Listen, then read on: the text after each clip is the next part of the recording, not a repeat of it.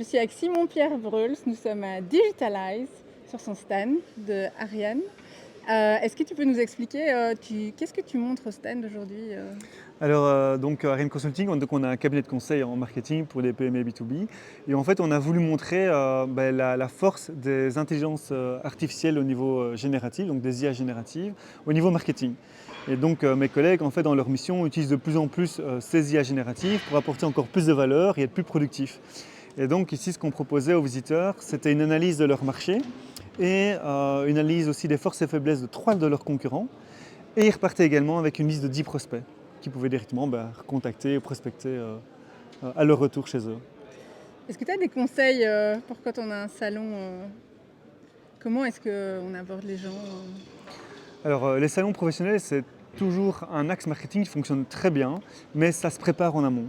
Première chose, c'est que vraiment, ce qui est important, c'est bien communiquer sa présence, commencer déjà à inviter peut-être des clients ou des prospects, se faire connaître en amont de l'audience qui potentiellement, par exemple, je ne sais pas si on fait un salon à Paris, contacter toutes les entreprises et faire connaître les entreprises qui sont sur Paris ou le Grand Paris par exemple, ou la France, ça dépend un peu de la zone géographique. Et puis pendant le salon, essayer d'arriver à apporter une valeur ajoutée. Donc ça peut être un contenu, ça peut être une démo, mais en fait apporter quelque chose et essayer de vraiment d'aller à la rencontre des gens et pas leur vendre l'entreprise, mais vraiment essayer de s'intéresser à eux, discuter de tout et de rien à un moment donné. Et à un moment donné dans l'échange, c'est eux qui vont demander en fait vous et qu'est-ce que vous faites. Et puis c'est à ce moment-là qu'on commence à présenter son entreprise et voir à ce moment-là s'il y a un match. Et puis souvent, ce que les entreprises oublient, c'est qu'une fois que le salon est terminé, on va dire qu'on a fait peut-être la moitié du chemin. Et après, ça fait tout le travail de justement qualifier tous les visiteurs qui sont venus, tous les leads qu'on en a eus, les rentrer dans son CRM si on les a, et puis commencer à faire un suivi. Donc relancer, envoyer des mails, envoyer des offres éventuellement, faire le suivi. Donc ça peut prendre parfois pendant 6 mois, 12 mois. On va toujours travailler des contacts, des leads qu'on a eus durant le salon. Et tu as animé aussi une conférence ici? Oui, donc hier avec Balencio, donc qui est un de nos clients, qui est une spin-off en fait de l'UCL pour tout ce qui est l'analyse des risques psychosociaux des entreprises. Donc c'est une plateforme digitale.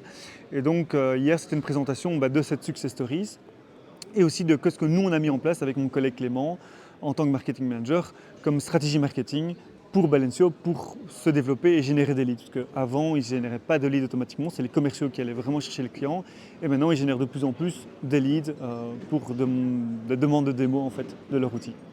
Ouais, moi je te vois sur LN24, Ah donc oui, tu es donc chroniqueur, tu animes une émission? alors ça c'est une nouveauté depuis septembre, c'est que l'ancien directeur général d'LN24, Emmanuel Tourbe, m'a proposé en fait de co-organiser et donc de co-financer une production d'une séquence qui est Pépite de patron.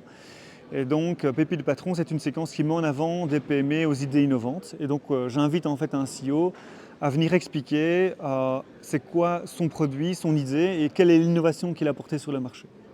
OK, super. Donc sortez, allez au salon, explorez les innovations, rencontrez des gens. Merci Simon-Pierre. Merci, à bientôt.